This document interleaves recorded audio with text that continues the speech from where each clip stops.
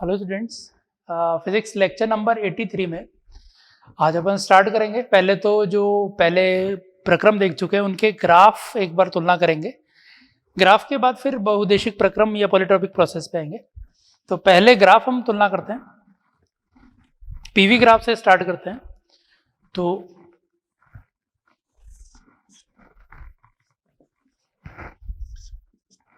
सबसे पहला जो अपना प्रक्रम था वो प्रक्रम था सम आयतनिक प्रक्रम, आयतन नियत था। तो कोई एक फिक्स पॉइंट ले लेते हैं। फिक्स पॉइंट से आयतन नियत अगर हम बात करें तो आयतन नियत ऊर्ध्वाधर आएगा। इस तरह की स्थिति होगी, ये सम आयतनिक प्रक्रम होगा। फिर सेकंड प्रक्रम था सम दाबीय प्रक्रम, दाब नियत है। तो इस तरह की स्थिति, सेम पॉइंट, इस पॉइंट से अगर बढ़ाया हो आयतन तो इधर आएगा, घटाया होगा आयतन तो इधर आएगा।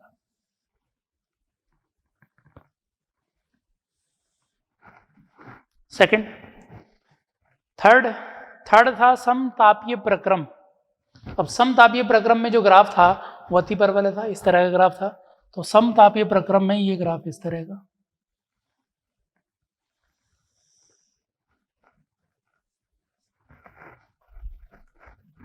ठीक है, लिखते जाते हैं नाम। ये था समदाबीय,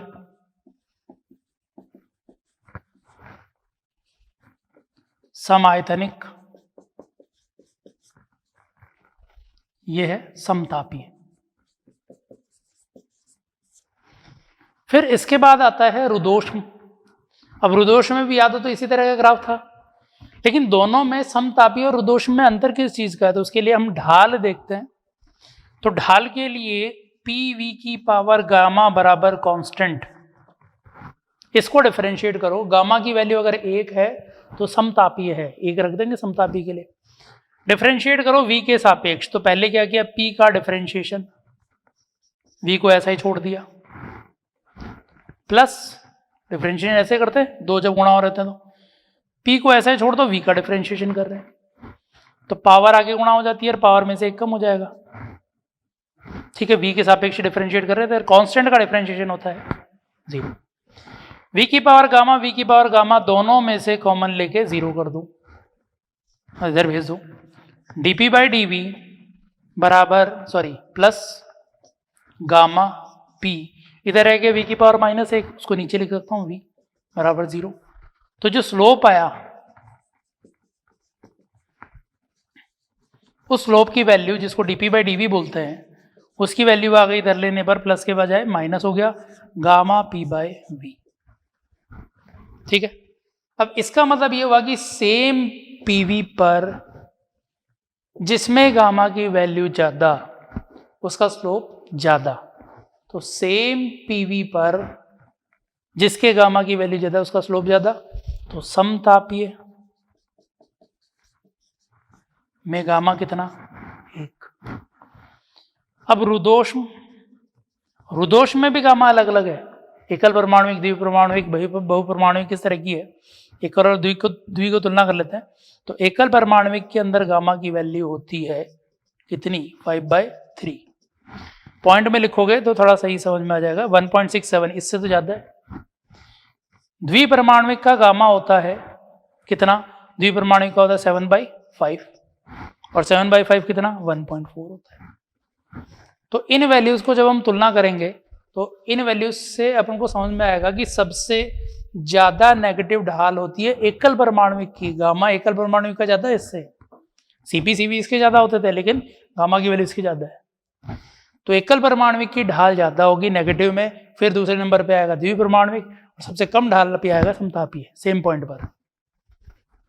तो यहां पर ये समतापीय बनाया तो इससे ज्यादा ढाल पर एक और एक उससे भी ज्यादा ढाल पर, लेकिन ढाल ऊपर की ओर जाएंगे तो ऊपर की ओर ढाल इस तरह से आएगी ऊपर।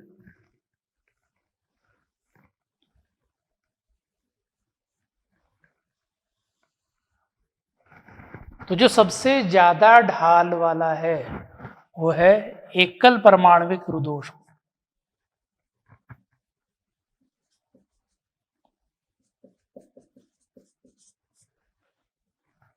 और ये जो है वो है द्विपरमाणुविक रुदोष्म।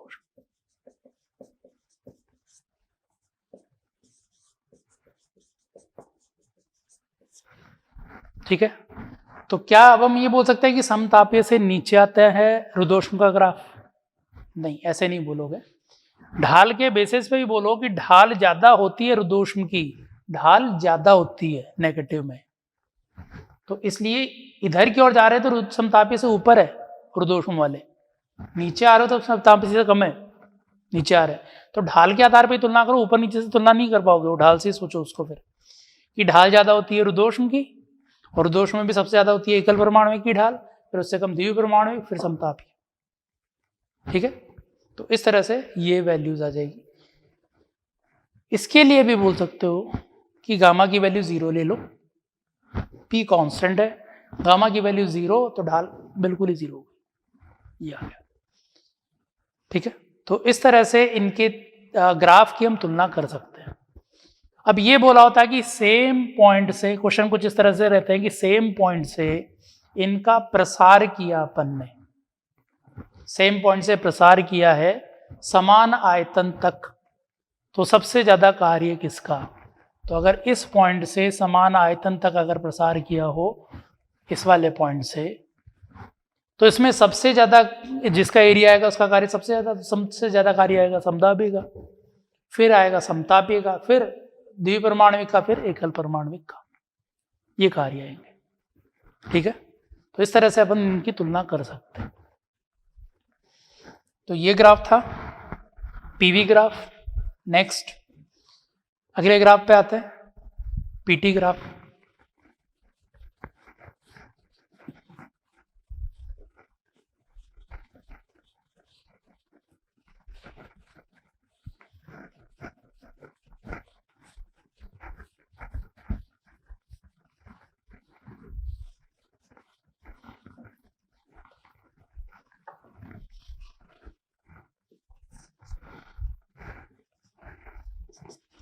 पीटी ग्राफ, सबसे पहला प्रक्रम था सम आयतनिक, तो अगर आयतन नियत था तो पी समानुपाती टी, ये ग्राफ था अपना।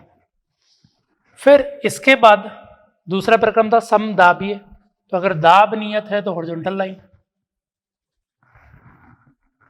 तीसरा था समतापीय, ताप नियत है तो ऊर्ध्वाधर लाइन। ये हो गए, ये कौन सा था? समदाबीय।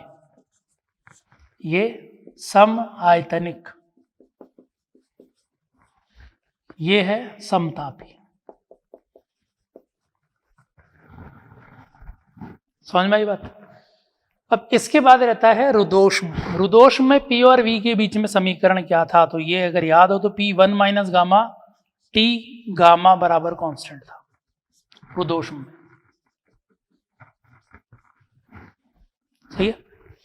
अब पी वाई एक्सिस में ले रखा, तो पी को तो इधर रहने दो, टी को इधर ले जाओ, तो इधर ले जाएंगे टी की पावर माइनस गामा होगा, नीचे जाता, ऊपर ले आए माइनस गामा, कांस्टेंट है साथ में, पॉजिटिव कांस्टेंट, और ये 1 माइनस गामा नीचे आ जाता, इसकी पावर हटाई, तो यहां पर आ गया पी बराबर कांस्टेंट टी की पावर, इसको माइनस को इधर ले जाओ तो गामा अपॉन 1 गामा माइनस 1, ये वैल्यू आई। अब ये वैल्यू कितनी है? तो एक बार इसको डिग्री ऑफ फ्रीडम के टर्म में लिखने की कोशिश करते हैं।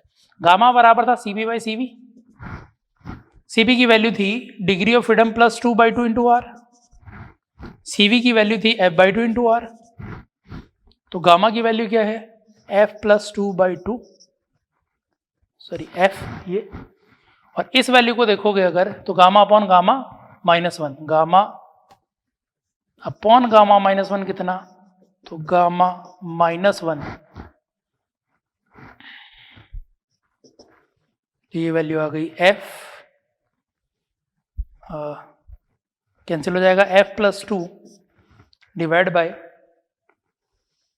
f प्लस, कहीं गड़बड़ हुई, डिवाइड बाय f प्लस,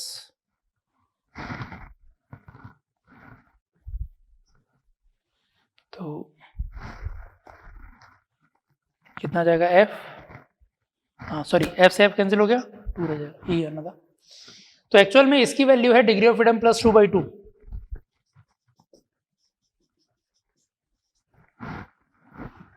मतलब सीपी की जो वैल्यू लिख रहे थे उसके आर के अलावा जो वैल्यू है वो, तो ये वैल्यू एकल परमाणविक के लिए है 5/2, द्विपरमाणविक के लिए है 7/2। तो ये वैल्यू तो 2 से भी ज्यादा है, 2 से भी ज्यादा है। तो अगर ये वैल्यू 2 से भी ज्यादा है तो वर्ग होता, अगर p समानुपाती t² होता तो हम बोलते थे इस तरह का परवलय आएगा, लेकिन उससे भी ज्यादा है तो और परवलयाकार ग्राफ इसमें हम बोल सकते हैं। तो रहेगा परवलयाकार ग्राफ कुछ इस तरह। तो ये हमारा ग्राफ रहेगा रुद्धोष्म, ये ठीक है, इसको हटा रहा हूं क्योंकि ये जो वैल्यू है ये ग्रेटर देन 2 है,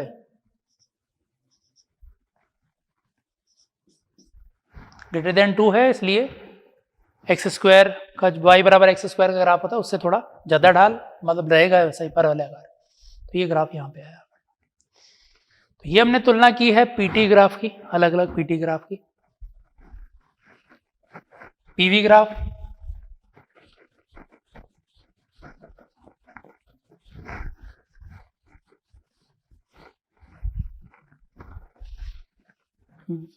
sorry VT graph. VT graph देखिए वही सेम पॉइंट से तुलना करते जाते हैं। सबसे पहले था अपना प्रक्रम समायतनिक आयतन नियत,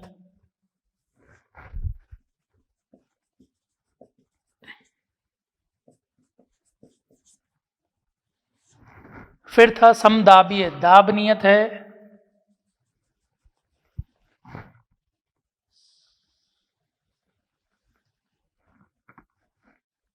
ये था कि अगर दाब नियत है तो V समानुपाती T होगा, केंद्र से गुजरती हुई लाइन, तापमान केल्विन में। तो ये है अपना समदाबीय प्रक्रम। समतापीय ताप नियत तो ऊर्ध्वाधर बोल देंगे।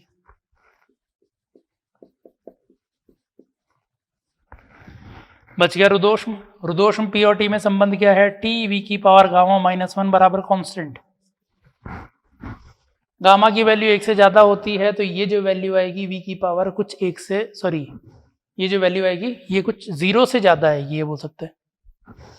अगर ये वैल्यू 0 से ज्यादा है तो x y बराबर कांस्टेंट का जैसा ग्राफ होता है, लगभग उसी जैसा, बस ढाल थोड़ी कम हो गई। जैसे अपन ने पिछले में बोला था गामा p/v, तो गामा की वैल्यू 1 थी समतापी के लिए, तो ढाल थी कुछ नेगेटिव में ऐसे। गामा की वैल्यू जैसे जैसे बढ़ती जा रही थी ढाल बढ़ती जा रही थी, गामा की वैल्यू कम होगी तो ढाल कम हो जाएगी। इसलिए बोल सकते हैं कि ये वैल्यू अगर कम हो रही है तो ये ग्राफ रहेगा तो ऐसा ही, लेकिन ढाल बोल सकते हैं जितना हमने गामा बराबर 1 के लिए बनाया था उससे थोड़ी कम ढाल रहेगी। तो ये ग्राफ रहेगा अपना रुद्धोष्म का। सही है। तो इस तरह से ये अलग अलग PVT ग्राफ अपने होंगे। ये था ग्राफ का कंपैरिजन। अब CP CV गामा के अंदर कंपैरिजन या रिलेट करते हैं, और मिश्रण का वैल्यू, मिश्रण के अंदर इनकी वैल्यू कितनी होगी वो देखते हैं।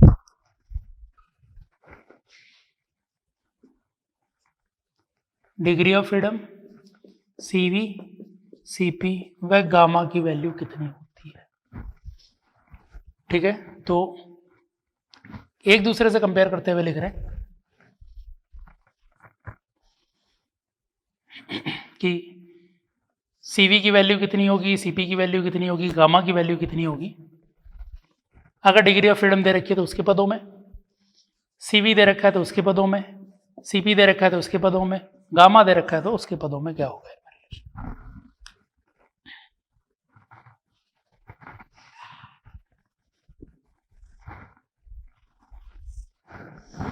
तो डिग्री ऑफ फ्रीडम के पदों में इसकी वैल्यू थी F/2 इंटू R, इसकी वैल्यू थी F+2/2 इंटू R, और गामा की वैल्यू होती है दोनों का रेशियो CP/CV। तो CP/CV करोगे तो F+2/F हो गया। CV के पदों में कुछ नहीं, CV तो CP की वैल्यू होती है CV+R के बराबर।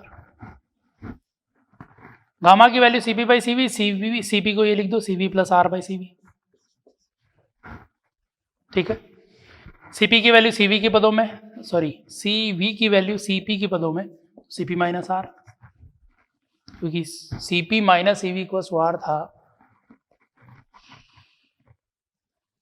CP minus CV equals to R था, तो सीवी की वैल्यू सीपी माइनस आर, खुद की वैल्यू नहीं चेक करनी है इसमें, ये वैल्यू आ गई ऊपर सीपी की जगह तो सीपी रहने दो, नीचे आ गया सीपी माइनस आर सीवी की जगह। गामा के पदों में देखते हैं कि गामा के पदों में सीवी की वैल्यू कितनी है, यहां से लिख दो, तो gamma equals to CV plus R by CV, gamma CV equals to CV plus R, CV उधर ले जाओगे तो गामा -1 सीवी कॉमन लेने पर बराबर आर, तो सीवी की वैल्यू आ जाएगी आर अपॉन गामा -1 यहां से, तो ये जाएगी आर अपॉन गामा -1। तो गामा के पदों में सीवी की वैल्यू आर अपॉन गामा -1 हम लिख सकते हैं। सीपी की वैल्यू आ जाएगी यहां से गामा की वैल्यू थी सीपी बाई सीवी, सीवी की वैल्यू आ चुकी है तो सीवी इंटू गामा भी बोल सकते हैं सीपी को, तो CV into gamma R gamma upon gamma -1, ये खुद तो ये इनके बीच में रिलेशन हो गया, सीपी सीवी और गामा के अंदर रिलेशन आपस में। हम बात कर रहे थे मिक्सचर की भी, कि मिक्सचर के अंदर कैसे निकाल रहे, कि मान लो ये तो एकल परमाणुक द्विपरमाणुक थे तो लिख सकते थे, लेकिन अगर एकल परमाणुक द्विपरमाणुक दोनों मिक्स दे दियो, नंबर ऑफ मोल दे दियो, तो किस तरह से हम रिलेशन निकालेंगे। तो मिक्सचर में, तो मिक्सचर के अंदर अगर हम सीवी की वैल्यू निकालें तो इसके लिए बोल सकते हो कि ऊर्जाएं तो जुड़ेंगी अलग अलग की, तो एन सीवी डेल्टा टी, कि मिक्सचर के अंदर आंतरिक ऊर्जा लिखते हम एन टोटल, सीवी जो भी इक्विवेलेंट आता डेल्टा टी, और इसको बोल सकते हैं पहले का N CV1 delta T plus N2 CV2 delta T, क्योंकि दोनों की अलग अलग ऊर्जा जोड़ते तो इसी के बराबर आती कुल ऊर्जा। तो यहां से CV इक्विवेलेंट की वैल्यू आ गई N1 CV1 plus N2 CV2, 3 भी होते तो और भी जुड़ जाते, divide by N1 plus N2 plus N3, तो ये CV मिक्सचर बोलते हैं। ऐसे ही CP मिक्सचर, तो इसके लिए तो यही रिलेशन है, CP equals to CV plus R करना है इसके साथ, तो CP equivalent equals to N1 CV1 plus N2 CV2 divide by N1 plus N2 plus N3 plus R से मल्टीप्लाई करोगे तो इसमें भी ऊपर ले लो N1 plus N2 plus N3 R by N1 plus N2 plus N3, इसको ऊपर नीचे मल्टीप्लाई किया प्लस आर को, यहाँ पे दिख रहा है N1 कॉमन लेने पर C1V1 plus are, N2 common लेने पर CV2 प्लस आर, जो होगा CP के बराबर। तो CP इक्विवेलेंट की वैल्यू आ गई N1 CP1 plus N2 CP2 divide by N1 plus N2 plus N3। Gamma कितना होगा मिक्सचर का,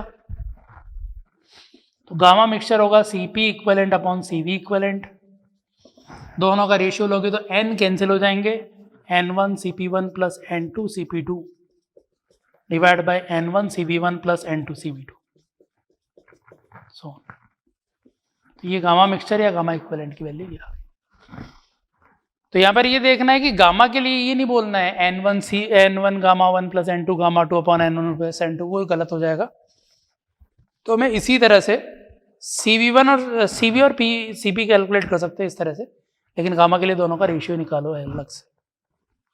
तो ये मोलर स्पेसिफिक हीट, रुद्धोष्म गैस कांस्टेंट और डिग्री ऑफ फ्रीडम में रिलेशन होना है, ठीक है। इसके बाद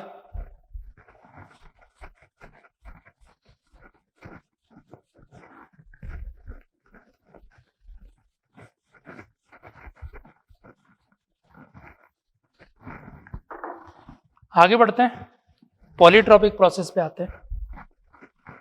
बहुउद्देशिक प्रक्रम।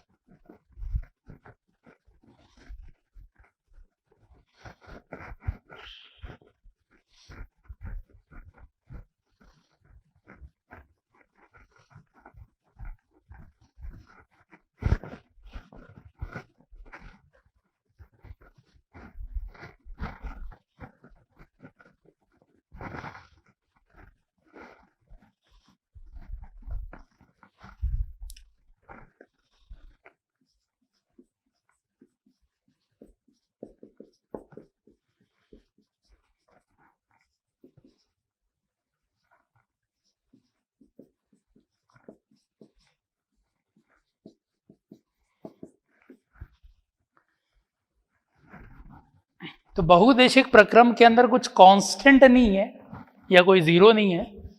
पॉलीट्रोपिक प्रोसेस का मतलब किसी तरह से हमें पीवी या पीटी या किसी और दो के अंदर रिलेशन बता रखा हो, तो उस रिलेशन के आधार पे किस तरह से हम बाकी चीजें कैलकुलेट करेंगे। तो इसका प्रक्रम समीकरण ही है सीधा, किसके अंदर प्रक्रम समीकरण कुछ इस तरह से दे रखा होगा, पी वी की पावर गामा के बजाय कुछ ए बोल दिया हो, इस तरह से कोई समीकरण दे दिया हो। अब यहां पर ए जो है वो जीरो भी नहीं है। जीरो होने का मतलब तो ये वाला पद गायब हो गया, पी बराबर कांस्टेंट समदाबी प्रक्रम। ए की वैल्यू एक भी नहीं है, क्योंकि अगर ए की वैल्यू एक लिख दी तो पी वी बराबर कांस्टेंट समतापीय प्रक्रम। ए की वैल्यू गामा भी नहीं है, गामा होती तो रुद्धोष्म प्रक्रम। तो उनमें से कोई प्रक्रम नहीं हो, इसलिए ये वैल्यूज तो इंक्लूड नहीं कर रहे हैं इसमें ए के लिए, बाकी कोई वैल्यू और। ठीक है, अब इस प्रक्रम के लिए हमें बाकी चीजें कैलकुलेट करनी है। तो पहला प्रक्रम समीकरण ये था, कैलकुलेट करें कार्य W बराबर integration of P D V. सही है, यही होगा कार्य। तो कोई सा भी प्रक्रम अगर नहीं पता है डिटेल तो अब P की वैल्यू रख दो। P की वैल्यू रखिए, इस कांस्टेंट को K बोल रहा हूं बाय V की पावर A dV, क्योंकि दोनों वेरिएबल थे। अब इसका इंटीग्रेशन किसी V1 से V2 तक कर देंगे। अब K तो कांस्टेंट है, ये एक तरह से V की पावर माइनस A है। इंटीग्रेशन कैसे करते हैं, पावर में एक जोड़ देते हैं और नीचे पावर को गुणा कर देते हैं और भाग देते हैं पावर। इसको लिख दोगे VA V1 और इधर V2। तो ये V1 रखा इसमें, V2 रखा पहले, तो V2 की पावर माइनस A माइनस 1, तो माइनस 1 को तो यहाँ पे रख दो और ये A इधर लिख दो। वही चीज लिखी हुई है, V की पावर माइनस A को 1 करके लिख दिया और एक पावर था वैसे वैसे लिखा हुआ। कोई फर्क नहीं पड़ेगा, वैसे लिख देते, लेकिन हम वापस इस K को हटा रहे हैं अपन को। फिर माइनस, इसको बाहर ले रहा हूं, तो ये था 1 माइनस A। V1 रखा तो वैसे लिखा, V1 एक रख दिया और माइनस A को इधर ले लिया। क्यों लिया है, क्योंकि K बाई V की power A, K by V की पावर A को P लिख सकते हैं। तो ये W की वैल्यू आ गई K1 माइनस A। V2 लिख रहे हो तो ये वैल्यू है P2 की हटिया, क्योंकि K बाई V की पावर A को P लिख रहे हैं। तो P2 तो ये बन गया V2 माइनस P1 V1। तो ये W की वैल्यू अपने लिए आ गई, W equals to P2 V2 minus P1 V1 by 1 minus A, या फिर P2 V2 को लिख दो nRT 2 minus nRT1 by 1 minus A।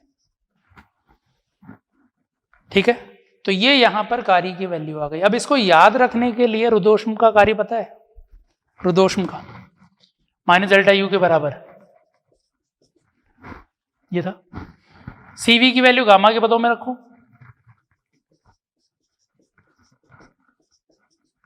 Minus इधर ले जाओ अंदर। तो जो रुद्धोष्म के अंदर कार्य था वो कुछ ऐसा था, nR delta T upon 1 minus gamma, मतलब यहां पे A के बजाय गामा था तो ये था। गामा के बजाय ए लिख दिया तो वो का भी रिजल्ट है, बस गामा की जगह ए लिख गया। तो यहां पर अगर ये वाला रिजल्ट याद है तो हमें यही बोलना है कि गामा की जगह ए लिखा हुआ है, गामा की जगह ए लिख दिया, कार्य ये आ गया। बाकी को नहीं करना रिलेट, अभी इसी को ही बोलना है, क्योंकि क्यू जीरो नहीं है इसमें रुद्धोष्म की जैसे। डब्ल्यू आ गया आंतरिक ऊर्जा, डेल्टा यू ये हमेशा ही एनसीवी डेल्टा टी, तो डेल्टा यू की वैल्यू तो एनसीवी डेल्टा टी के बराबर ही लिखनी है, लिख दी, कोई सा भी प्रक्रम हो। फिर ऊष्मा क्यू, तो क्यू की वैल्यू फर्स्ट लॉ से लिखेंगे डब्ल्यू प्लस डेल्टा यू, तो क्यू की वैल्यू आ गई W N R delta T upon 1 minus A, delta U की value N CV delta T,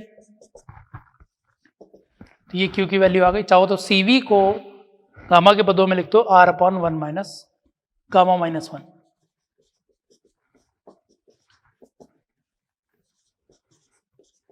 are upon gamma minus 1, तो क्यू की वैल्यू आ गई N R delta T common लेने पर 1 upon 1 minus A plus gamma minus 1, ये Q की value आ गई। ठीक है, अब इसके बाद क्यू के बाद अगला था मोलर विशिष्ट ऊष्मा।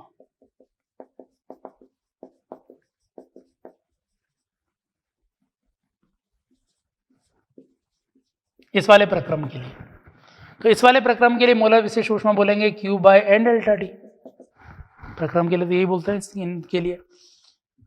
तो यहां पर एन डेल्टा टी हटा दो तो बाकी वैल्यू फिर ये लिखा हुआ है सी, तो सी की वैल्यू लिखी हुई है आर, गामा वाले को पहले लिख दिया प्लस 1 बाई 1 माइनस ए,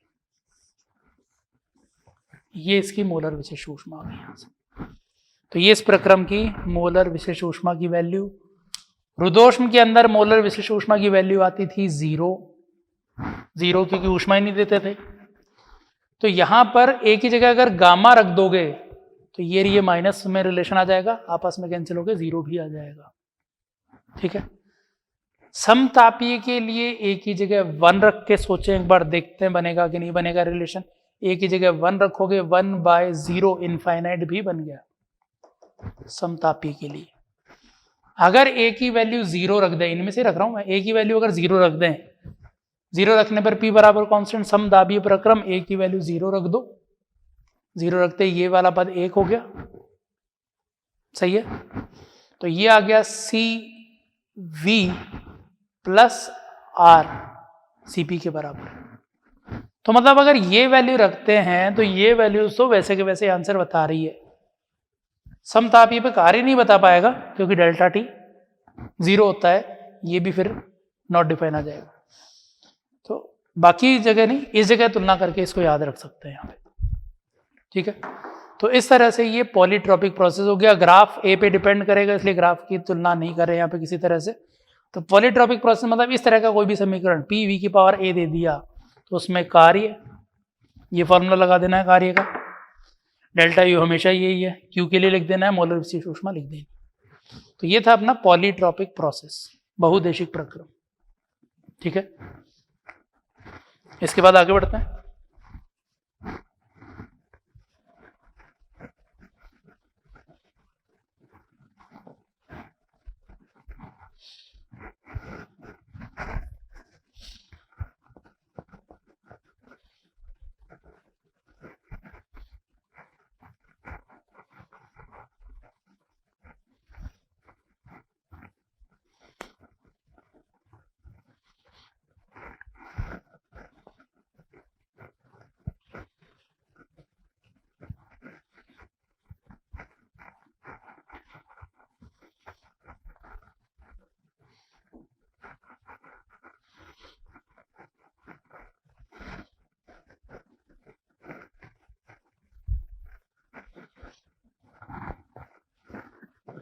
अब पॉलीट्रॉपिक प्रोसेस के बाद, बहुदेशिक प्रक्रम के बाद चक्रीय प्रक्रम के बारे में देखते हैं।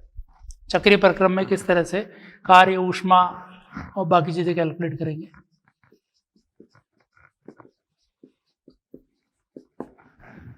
ठीक, ग्राफ से ही समझेंगे इसको। चक्रीय प्रक्रम का मतलब होता है कि किसी एक अवस्था से प्रारंभ हुआ, दूसरी, तीसरी, चौथी और वापस उसी अवस्था पे कितने चक्कर के, कितने ही स्टेप के बाद वापस इसी अवस्था पे फिर से आ रहा है और इसी को बार बार दोहरा रहा है, तो इसको अपन चक्रीय प्रक्रम बोल रहे हैं। ए बी अवस्था इसको बोल दो, सी डी अवस्था ये।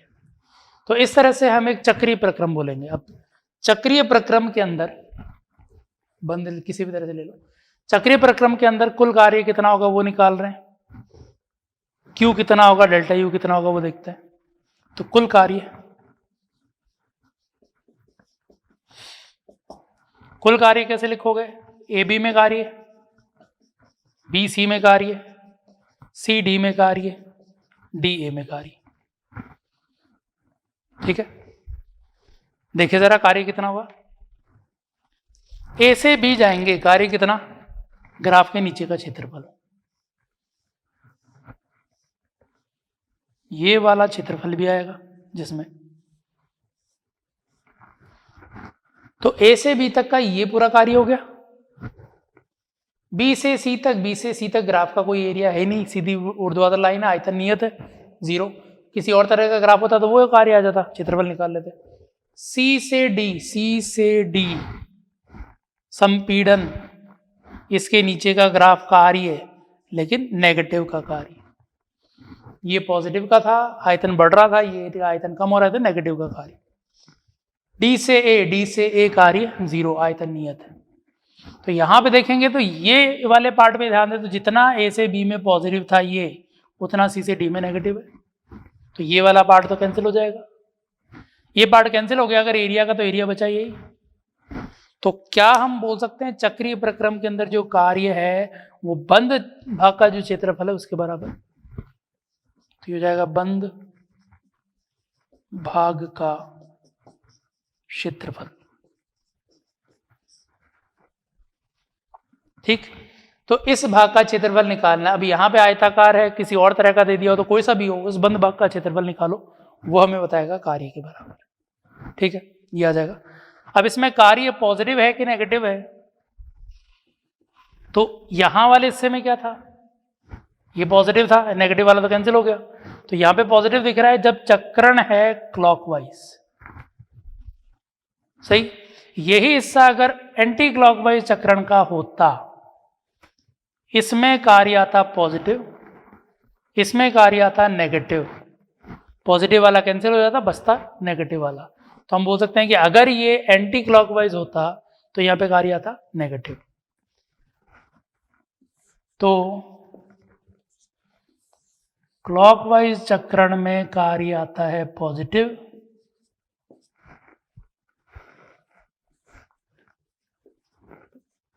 और एंटी क्लॉकवाइज चक्रण के अंदर कार्य आता है नेगेटिव। ग्राफ के इस एरिया, बंद भाग के एरिया के बराबर बोलना है कार्य। चक्रण कैसा है उसके अनुसार पॉजिटिव नेगेटिव, पीवी ग्राफ के चक्रण की बात कर रहे हैं, ना कि पीटी और वीटी ग्राफ के चक्रण की बात कर रहे हैं, पीवी ग्राफ के आधार पर। कार्य हो गया। दूसरा आंतरिक ऊर्जा,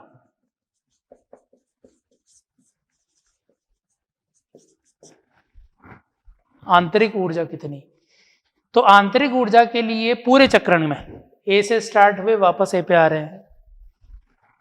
अब आंतरिक ऊर्जा लिखोगे जैसे ए से बी तक, तो केवल ये लिखोगे N C V delta T, N constant, C V constant, delta T मतलब अंतिम माइनस प्रारंभिक, इससे मतलब ही नहीं है पथ से, प्रारंभिक और अंतिम स्थिति में निर्भर किया। यहां से यहां तक जाओगे वही प्रारंभिक और अंतिम का अंतर, अंतिम और प्रारंभिक का, या फिर वही अंतिम और प्रारंभिक, अंतिम और प्रारंभिक। तो अगर अलग अलग भी लिखें, यू ए बी, बी से सी तक अंतर, सी से डी तक अंतर, डी से ए तक अंतर, तो ये वैल्यू 0 लग रही है कि 0 आ जानी चाहिए। N C V T B minus T A, वही एन वही सी वी वही गैस है, तो T C minus T B, N C V same रहेगा, T D minus T C, N C V same रहेगा, T A minus T D, D cut गया, T A cut गया, T B सब cancel हो रहा है, delta U की value 0। मतलब चक्रीय प्रकरण में जहां से चालू हुए प्रक्रम में जहां से चालू हुए वहीं वापस आ गए तो डेल्टा यू की वैल्यू 0 होती है। दो चीजें हो गई, कार्य आ गया बंद भाग के बराबर और डेल्टा यू की वैल्यू 0। तीसरी चीज आती है इसमें आंतरिक ऊर्जा के बाद ऊष्मा Q। पूरे चक्रण में वही फर्स्ट लॉ लगा दो, W प्लस डेल्टा यू बराबर Q। पूरे चक्रण में डेल्टा यू 0 तो Q की वैल्यू W के बराबर, W की वैल्यू बंद क्लोज एरिया के बराबर, बंद क्षेत्रफल के बराबर। तो इस तरह से चक्रीय प्रक्रम के अंदर अपन कुल कार्य, आंतरिक ऊर्जा और ऊष्मा कैलकुलेट कर सकते हैं। बात समझ में आई? अब आगे बढ़ते हैं इसमें।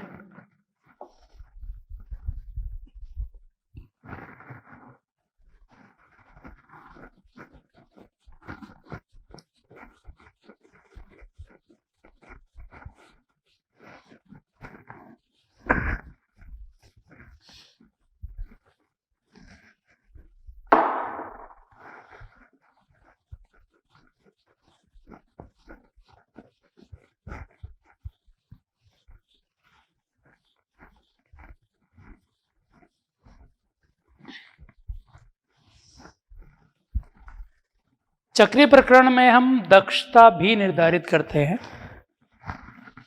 कि अगर एक पूरा चक्रण पूरा हुआ तो उसमें दक्षता, एफिशिएंसी नीटा से जिसको रिप्रेजेंट करते हैं, कि अगर चक्रण पॉजिटिव है तो बोल रहे हैं, कार्य अगर पॉजिटिव है तो। आगे इंजन भी बोलेंगे इसको चल के, लेकिन अभी दक्षता है, इसके लिए हम कैलकुलेट करें। तो इसमें ये देखें कि अगर ऊष्मा कुछ दी गई है Q, उस Q ऊष्मा को हमने दो भागों में बांट दिया कि Q हमने इनपुट कितना दिया है और Q आउटपुट कितना दिया है, उनका अंतर उसको बोल रहे हैं Q। Q मतलब कितनी कुल ऊष्मा दी है। हम बोल रहे थे अभी पहले बोल रहे थे कि Q इक्वल टू W के बराबर है, कि जितनी ऊष्मा देंगे वो कार्य के बराबर जाएगी। लेकिन इस ऊष्मा को बोल रहे हैं कि दी गई ऊष्मा कितनी है, ली गई ऊष्मा कितनी है। तो जैसे इस वाले प्रक्रम के अंदर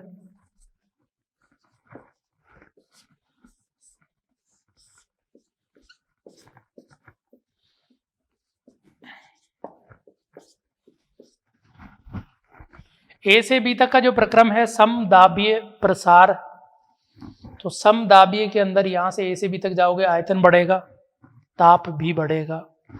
तो Q बराबर समदाबीय NCP डेल्टा T, आयतन बढ़ा, ताप भी बढ़ा, तो ऊष्मा दी गई यहां पे।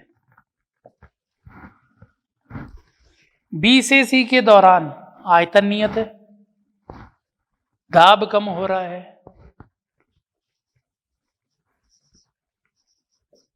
दाब कम हो रहा है, आयतन नियत, तो ताप भी कम होगा। तो ये था NCV डेल्टा T। ताप कम हुआ तो ये नेगेटिव आ गया, तो ऊष्मा बाहर फेंकी है, नेगेटिव आएगी। लेकिन Q2 का मतलब यहाँ पे जो भी मॉड आ गया वो कितनी ऊष्मा बाहर फेंक दी वो, ठीक है। फिर इस वाले CD प्रक्रम के दौरान C से D जा रहे हैं, आयतन कम हो रहा है, फिर से समदाबीय है, लेकिन आयतन कम हो रहा है, ताप कम होगा, ये ऊष्मा बाहर फेंकेगा। D से A के दौरान आयतन नियत, दाब बढ़ा रहे, दाब बढ़ा रहे, ताप बढ़ेगा, तो ऊष्मा इनपुट पॉजिटिव, Q4 इनपुट। बात समझ में आ गई? कैसे हमने साइन देखा कि आयतन बढ़ रहा है नियत दाब पर तो ताप बढ़ेगा, Q पॉजिटिव आएगा। नियत आयतन पर दाब कम हो रहा है तो ताप कम होगा, ये Q नेगेटिव आएगा, मतलब बाहर फेंकेगा। तो यहां पर Q इनपुट की जो वैल्यू आ गई, जो ऊष्मा दी है वो दी गई ऊष्मा यहां और यहां है, Q1 प्लस Q4। बाहर फेंकी गई ऊष्मा कौन सी है, तो आउटपुट ऊष्मा है, यहां फेंकी और यहां फेंकी, Q2 और Q3। पॉजिटिव वैल्यू लिख रहा है, नेगेटिव नहीं लिखना अभी। ये भी मॉड ही है, ये भी पॉजिटिव ही है। तो जो दक्षता हम बोलते हैं, उस दक्षता का मतलब कुछ ऐसे समझ सकते हो कि हमने कुछ ऊर्जा दी है किसी इंजन को या किसी पार्ट को हमने ऊर्जा दी, ठीक है, कुल इनपुट, उसमें से कुछ ऊर्जा उसने बाहर फेंक दी, लेकिन जो बाहर ऊष्मा फेंकी वो अपने काम की किसी भी तरह से नहीं है। जैसे गाड़ी का इंजन अगर गर्म हो गया तो इंजन जो गर्म हुआ वो अपने काम की ऊष्मा नहीं है, वो हानि हुई है। तो ऊष्मा जो बाहर फेंक दी वो अपने काम की नहीं है। दी कितनी थी और उसमें से उसने कार्य कितना करके दे दिया, तो दी गई ऊष्मा का कौन सा अंश कार्य में कन्वर्ट कर दिया, उसको दक्षता बोल सकते हैं। कितनी एफिशिएंसी है उसकी, वो ये बोल सकते हैं कि कार्य कितना करके दे रहा है। हमने दिया उसके बदले में हमें कितना कार्य करके दिया उसने, तो हमने ये दिया और ये कार्य करके दिया, इसलिए दक्षता हम बोलेंगे नीटा बराबर कार्य कितना किया, ऊष्मा कितनी दी। कुल ऊष्मा नहीं लिख रहे, वरना कुल ऊष्मा तो Q1 plus Q2 plus Q3 plus Q4 जो है वो Q के बराबर है, कार्य के बराबर है जो। तो W बराबर तो Q है ही, कुल ऊष्मा, और कुल ऊष्मा का मतलब कितनी अंदर दी थी कितनी बाहर फेंक दी वो। सही। तो अब इसको लिख देते हैं, W को और लिख देते हैं यहां से कि कितनी ऊष्मा दी थी कितनी बाहर फेंक दी, बाकी कन्वर्ट कर दिया कार्य में, बट्टा Q इनपुट। तो दक्षता 1 minus Q out by Q इन भी बोल सकते हैं।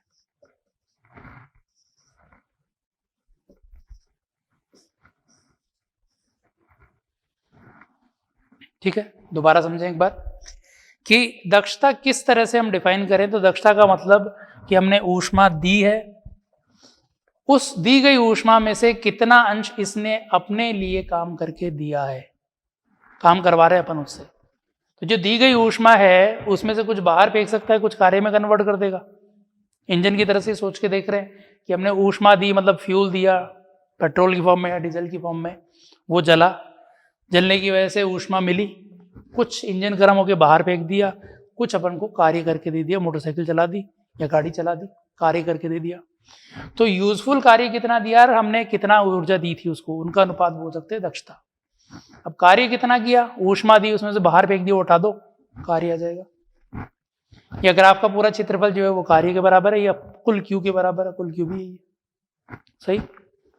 तो दक्षता में ये चीज ध्यान रखना है कि Q आउट बाई Q इन जहाँ पे भी लिख रहे हैं वहां पे ये वाला Q नहीं है, कुल ऊष्मा नहीं है। हमने बोल रहा है कि ये दी गई ऊष्मा और बाहर फेंकी गई ऊष्मा अलग है। ठीक है, तो दक्षता इस तरह से भी लिख पाओगे, इस तरह से भी लिख सकते हो, ये इनमें रिलेशन था। ये इस वाले के अंदर ये वैल्यूज हो गई, बाकी किसी में अलग अलग हो सकती है। तो ये दक्षता आ गई किसी चक्रीय प्रक्रम की। इस पे एक क्वेश्चन करते हैं अपन, इसी को ही ले लेते हैं।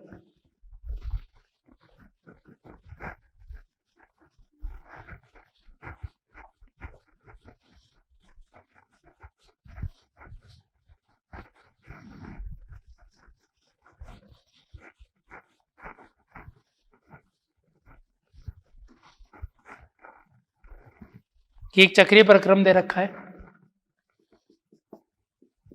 एकल परमाणविक गैस है,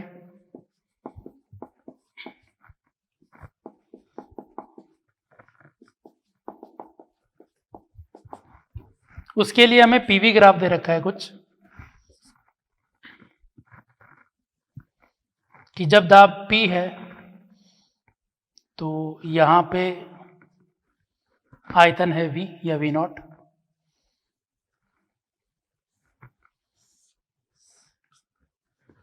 यहां पे 2V0 डबल किया हुआ है और ये 2P0। इस तरह से चक्रण में ये जा रहा है।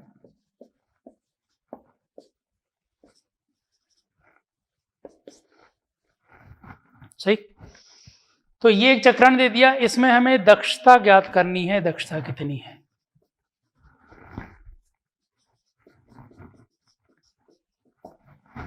ठीक, लेकिन हम ये करते हैं कि हर एक प्रक्रम में कार्य, मतलब सारी चीजें Q W delta U calculate करते हुए चलते हैं और फिर लास्ट में दक्षता पे आ जाएंगे। वैसे दक्षता के लिए इतने पूरे की जरूरत नहीं पड़ती, अपन को केवल Q इनपुट और Q आउटपुट पता करना था वो कितना है, लेकिन सारी चीजें एक बार कैलकुलेट कर लेते हैं इसमें। तो आते हैं एक एक पार्ट पे कि W की वैल्यू कितनी है, डेल्टा U की वैल्यू कितनी है, Q की वैल्यू कितनी है अलग अलग प्रक्रम के अंदर, चारों प्रक्रम के अंदर, फिर चक्रीय के अंदर देख लेंगे टोटल। ठीक है, तो एक एक चीज पे आते हैं। पहले ए बी पार्ट पे आते हैं, ए से बी गया तब, फिर बी से सी देखेंगे, सी से डी देखेंगे, डी से ए देखेंगे, और फिर पूरे एक चक्रण में देखेंगे। आते जाएं, ए से बी सम आयतनिक, आयतन नियत है, आयतन नियत है तो कार्य 0 है।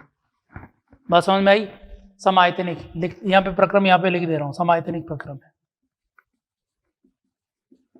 ताकि थोड़ी आसानी रहे, यहां से देखते जाएंगे प्रक्रम के अनुसार लिखते जाएंगे। तो ए से बी सम आयतनिक प्रक्रम था, इसलिए W 0। सम आयतनिक, आयतन नियत है तो Q और डेल्टा U बराबर हो गए। Q और डेल्टा U की वैल्यू से बराबर हो गई तो डेल्टा U होता है n CV डेल्टा T। लेकिन क्या होता है कि T की वैल्यू नहीं दे रखी होती है तो n इसको CV की वैल्यू लिख देते हैं एकल परमाणु से 3/2,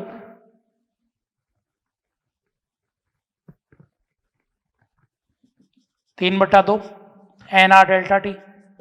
और पहले भी अपन ने निकाला कि NR डेल्टा T को P2 V2 minus P1 V1 लिख सकते हो, P2 V2 2 P0 V0 minus P1 V1 P0 V0, 2 P0 V0 से P0 V0 रहा तो P0 V0 बचा, तो ये बचा है 3/2 P0 V0 बराबर होंगे। सही, ये इसके अंदर आ गया। तो सम आयतनिक प्रक्रम के अंदर डेल्टा U Q के बराबर था, W 0 था, कैलकुलेट किया। अगला B से C तक दाब नियत है तो सम दाबीय,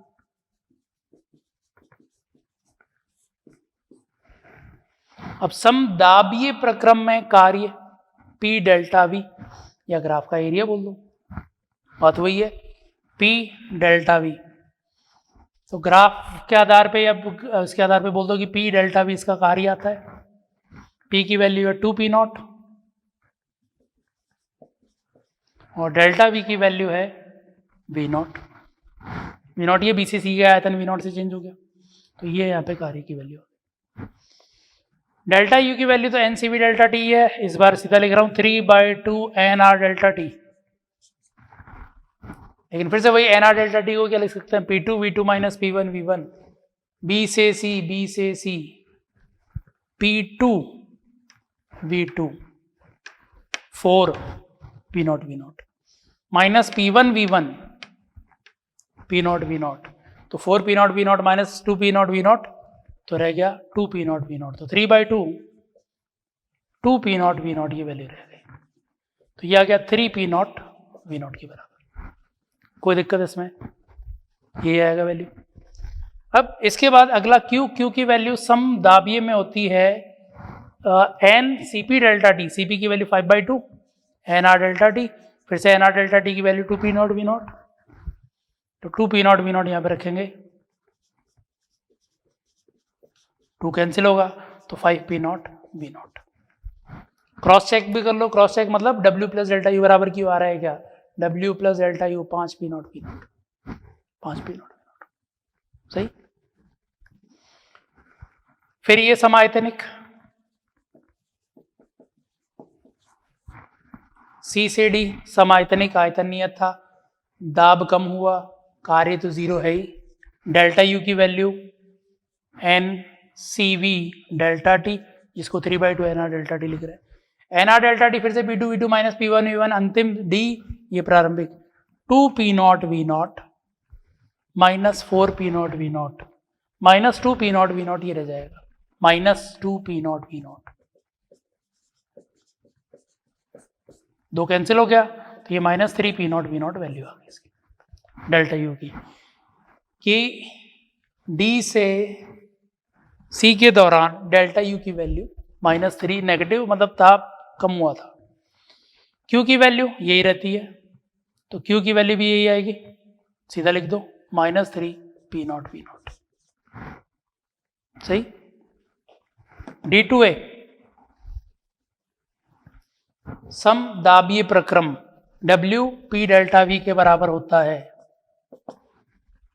P ये रहा, डेल्टा V अंतिम माइनस प्रारंभिक माइनस P V नॉट, तो P not minus V not, ये कार्य आ गया। डेल्टा U की वैल्यू फिर से वही 3/2 NR delta T, NCV delta T लिखा हुआ है, NR delta T P2 V2 minus P1 V1, तो 2 P not V not minus P not V not, P not V not आ गया नेगेटिव का।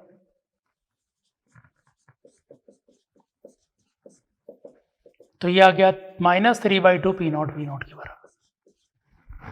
ठीक है, इसकी वैल्यू कितनी आएगी 5/2 NR डेल्टा T, 5/2 कैसे, NCP डेल्टा T समदाबी था,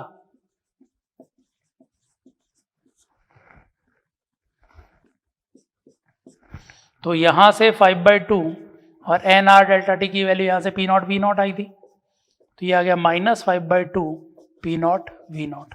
क्रॉस चेक कर लो कि इन दोनों का योग इसके बराबर आना चाहिए, तो -1 -1.5 2.5 आना चाहिए माइनस का, और ये माइनस का 5/2 मतलब 2.5 हो गया सही।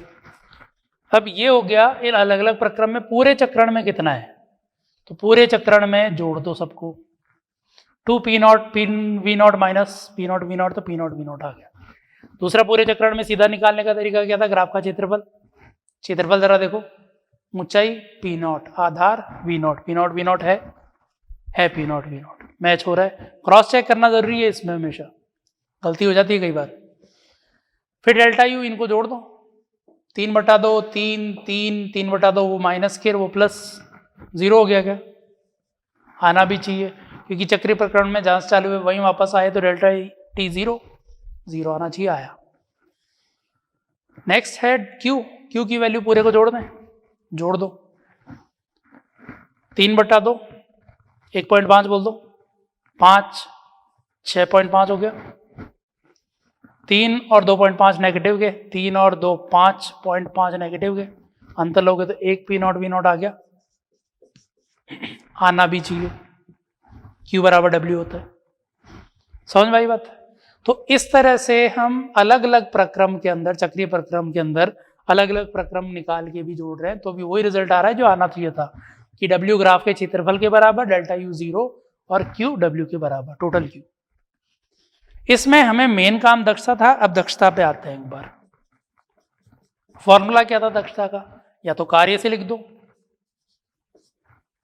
ठीक है, क्या था, दक्षता बराबर कार्य बट्टा ऊष्मा कितनी दी है, कार्य कितना है P not V not total, ऊष्मा कितनी दी है P नॉट V नॉट, नहीं, ये कुल ऊष्मा है, तो P नॉट V नॉट ऊष्मा दी हुई नहीं है, ऊष्मा दी हुई कितनी है, ये दी थी, ये भी दी थी, पॉजिटिव है, नेगेटिव मतलब बाहर फेंक दी थी, नेगेटिव मतलब बाहर फेंक दी, तो ये बाहर फेंकी हुई है, दी हुई ऊष्मा तो ये है, कितनी दे रखी है 1.5 + 5 6.5,